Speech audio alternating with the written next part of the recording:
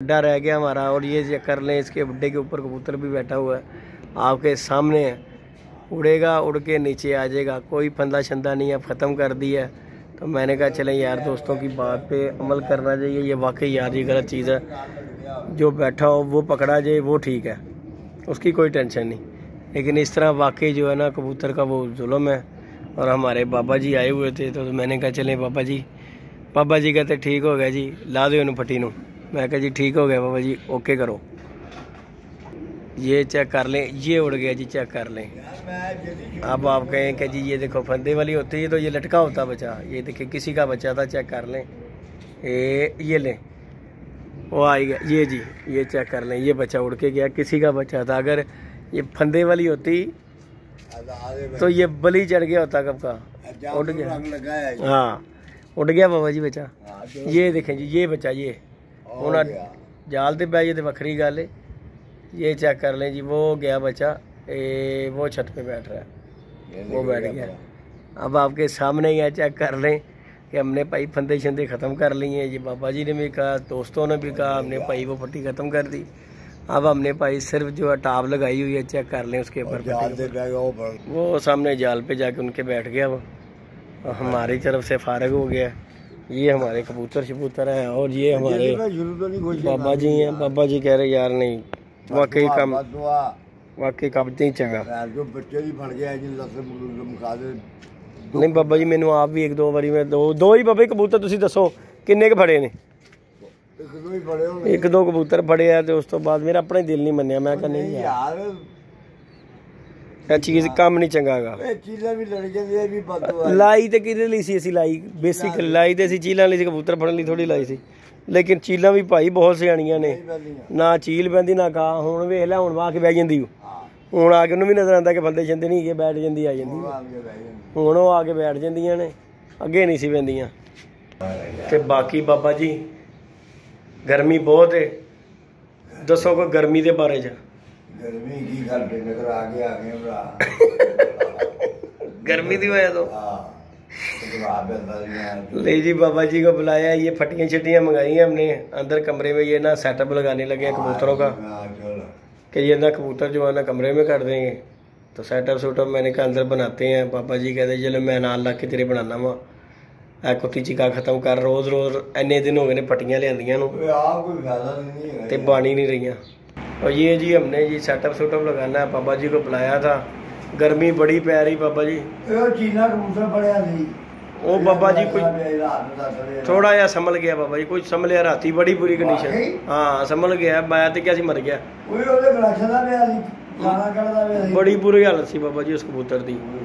पर मैं इन्हों वेख्या, मैं क्या मर जाना। लेकिन मैं अज आके वेख्या उन्होंने, तो हुण कोई बेहतर मैं उत्ते छड्डिया।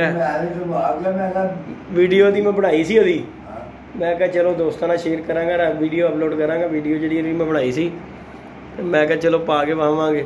फिर असीं कहने कि यार साडा कबूतर नहीं आंदा। कबूतर की बाबा कंडीशन वेखी जी, ਉਹਦੇ की निकलन डिया सी।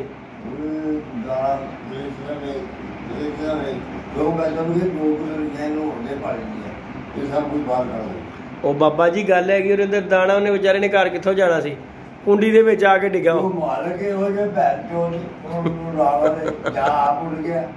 नहीं होया तो काम जान उड़ गया बाबा जी। ये ਜਾਂ ਉਹਨਾਂ ਦੀ ਕਤਾਈ है कि यार कबूतर नहीं ਜਾਂ ਆਪ ਉੱਡ गया। दो कामों जो कम होया। अच्छा जी,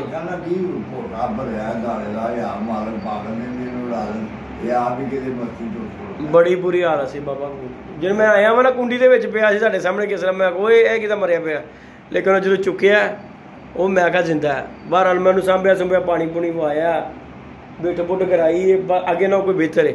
और मैं वीडियो भी बनाई सी ओदी कबूतर दी, चीना कबूतर सी, बड़ा अच्छा कबूतर है। मैं कहा लो जी यार इस बेचारे दी ना हार गई। नहीं बाबा जी हालत तो वाकई बड़ी बुरी सी ओदी। लेकिन गल है वही बाबा जी आ जाती, गर्मी पै रही है बेतुकी, बहुत गर्मी पै रही, अल्लाह जानता बाबा जी। भाई जी देखो हुण अपने तो बंदा ले लो हिसाब यार, कि असीं गर्मी लगती किन्ने के गिलास पानी के पी जाने। तो फिर मासूम जिहा परिंदा बाबा जी। बहरहाल जी साडी दोस्तां भरावां अगे ऐसी गुजारिश हैगी है कि यार अपने परिंदे नूं वेख के उड़ाओ, चेक करके उड़ाओ, कबूतर नूं पलट के उड़ाओ, क्यों कि गर्मी बड़ी पै रही, दाना जिहड़ा अंदर रह गया जहर बन जाना। जी गल है ते गल हैगी बाबा जी, ਉਹਦੇ 'ਚ ਉਹਦਾ परिंदे ਦਾ कसूर ਤੇ नहीं ना हैगा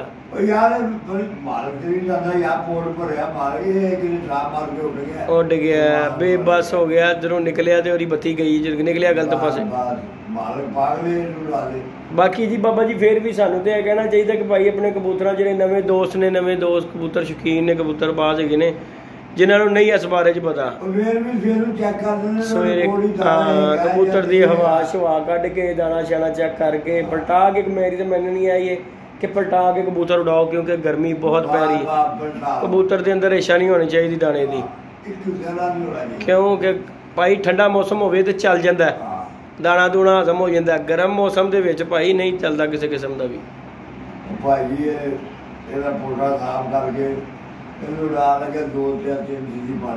हाँ कि तेरे अंदर तार हो जाए इंज के जरा ना, जरा उन्हें घंटा डेढ़ थले फिरना, घंटा दो थले फिर के अपना पानी पूनी कुछ कर ले। तो ले जी व्यूअर, ये थी हमारी आज की ये वीडियो, इस टॉपिक पे थी ये जी फंदे वाली फटी पे। तो इंशाल्लाह नई वीडियो नए कॉन्टैक्ट के साथ मिलेंगे अपनी अगली वीडियो में। अब तक के लिए इजाज़त दीजिएगा, अल्लाह हाफिज़। और ये चेक कर लें कबूतरबाजी हो रही है, गर्मी बड़ी पड़ रही है। अब तक के लिए इजाज़त दीजिएगा, अल्लाह हाफिज़।